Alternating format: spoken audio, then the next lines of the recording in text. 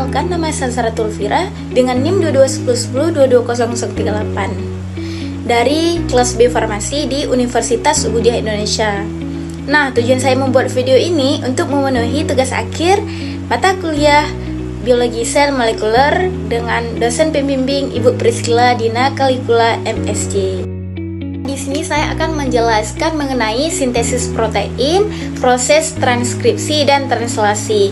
Agar tetap sehat, tubuh kita membutuhkan banyak zat, salah satunya protein. Sehingga protein harus dibuat di dalam tubuh kita. Proses pembuatan protein ini dikenal sebagai sintesis protein. Lalu, bagaimana proses terjadinya sintesis protein? Secara umum, sintesis protein terjadi dari dua tahapan, yaitu transkripsi dan translasi. Transkripsi merupakan proses pembuatan salinan mRNA yang berasal dari DNA, sedangkan translasi merupakan proses penerjemahan mRNA menjadi protein. Jadi, singkatnya, sintesis protein adalah proses DNA menjadi mRNA, lalu mRNA menjadi protein. Pertama yaitu transkripsi. Transkripsi terjadi dalam nukleus. Dalam transkripsi terjadi tiga tahapan, yaitu yang pertama inisiasi, dan yang kedua elongasi, dan yang ketiga terminasi. Saat terjadi proses transkripsi, DNA yang terkandung pada nukleus akan dihampiri oleh RNA polimerase.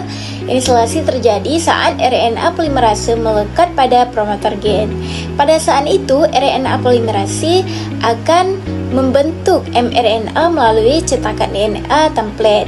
Poin yang harus diingat pada transkripsi adalah adenin pada DNA akan berpasangan dengan urasil pada mRNA, timin pada DNA akan berpasangan dengan adenin pada mRNA, guanin pada DNA akan berpasangan dengan sitosin pada mRNA, sitosin pada DNA akan berpasangan dengan guanin pada mRNA.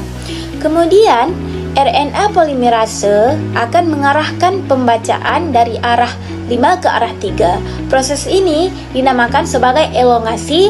Transkripsi akan berakhir saat RNA polimerase ini sampai ke daerah terminator. Selanjutnya mRNA atau yang dikenal sebagai kodon.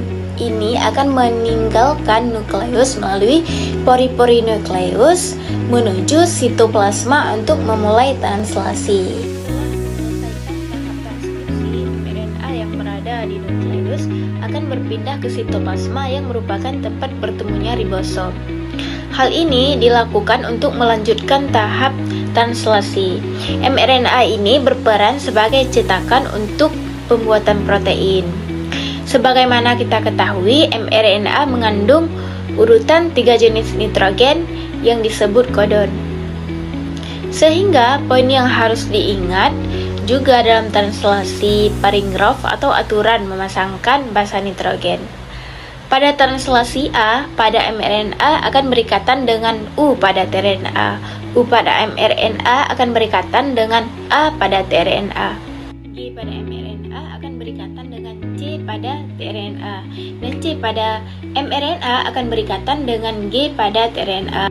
Translasi juga memiliki 3 tahapan, yaitu inisiasi, elongasi, terminasi. Tahap inisiasi dimulai saat ribosom subunit kecil terikat pada mRNA.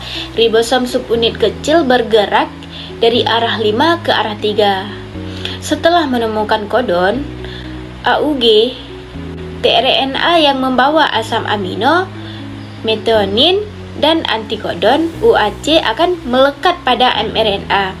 Kemudian setelah tRNA terikat pada mRNA, maka ribosom subunit besar akan datang dan terikat juga bersama ribosom subunit kecil untuk melengkapi proses inisiasi. Ribosom subunit besar memiliki 3 daerah. Daerah A atau acceptor site, daerah B atau peptide site, daerah E atau axis site. Saat terjadi proses elongasi, asam amino yang lain akan dibawa pada rantai mRNA oleh RNA transfer dengan membawa antikodon.